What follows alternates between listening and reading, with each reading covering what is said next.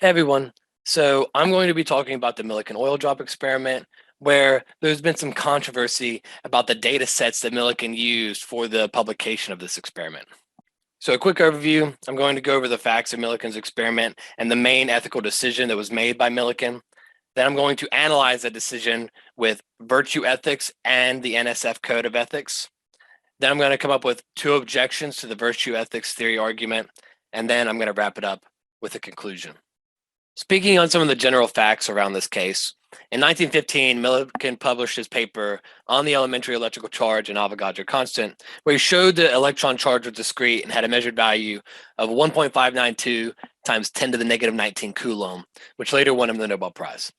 When we look into his personal journal, though, we see that he only actually published about 74% of the data that he gathered from this experiment.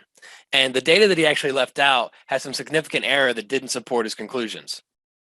But if we dig a little deeper in his journal, we see that next to the experiments where it had that significant error, he actually wrote in different reasons why this occurred, such as, there were double droplets, unsymmetric droplets, or a non-uniform electric field that affected the final result. So this data ended up being invalid. Well, it turns out that Millikan was correct. And if you look at the percent error compared to today's accepted value, it's about 0.64%, which is incredible accuracy in comparison to today's accepted value. So the main ethical decision here is whether Millikan should have published his entire data set of results, or was he justified in selecting only the valid data to publish it for the experiment. Moving on to an ethical theory to analyze this decision, I'm going to use virtue ethics, and this focuses on living a virtuous life, which is going to lead one to make moral decisions. Moreover, it seeks to find the golden mean between deficiency and excess in some particular virtue. So the argument is as follows.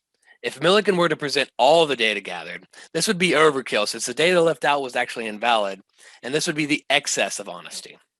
If Millikan were to have been dishonest with his data, this would be deficiency in honesty. And, well, this actually wasn't the case. Millikan showed only the data that was valid, and this isn't dishonest at all. So what we can conclude is that according to virtue ethics, Millikan was ethical in his decision to present only valid data, since this decision is the golden mean in the virtue honesty. Moving on to an ethical code that applies to scientists, I turn to the National Science Foundation's Responsible and Ethical Conduct of Research. And on their website, they say researchers must responsibly generate and disseminate knowledge with rigor and integrity. Although Millikan chose to leave out data that didn't support his argument, this data was actually invalid due to experimental problems. And I would argue that you would be hard-pressed to find an experiment that exists out there that at some point during the experimentation process, there weren't problems. So if we apply this code to Millikan's decision, we can really conclude that he did have integrity and he was very rigorous with his experimentation, and he was in turn ethical. So a couple possible objections to my argument.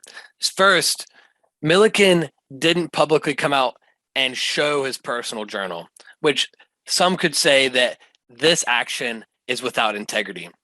And if we view this under deontological ethics, which focuses on actions based on established rules, this would in turn mean that he broke NSF's ethical code since he didn't have virtue in exposing everybody to the full story of his experimentation.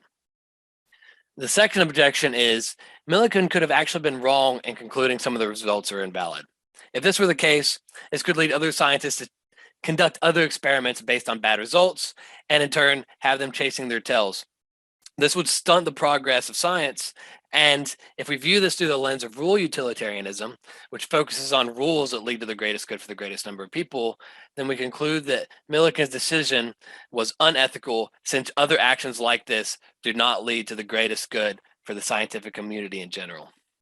In conclusion, the main ethical decision here is that Millikan chose to only select data that supported his conclusion on the electric charge. Under virtue ethics, though, we found that Millikan found the golden mean, and this made his decision ethical. Under NSF's Code of Ethics and having an understanding of experimentation, again, we see that he was ethical. But maybe we don't have an understanding of experimentation, and we feel that he should publish all of his results. Under deontological ethics, we could say that he broke the NSF's code of ethics and say that he was unethical.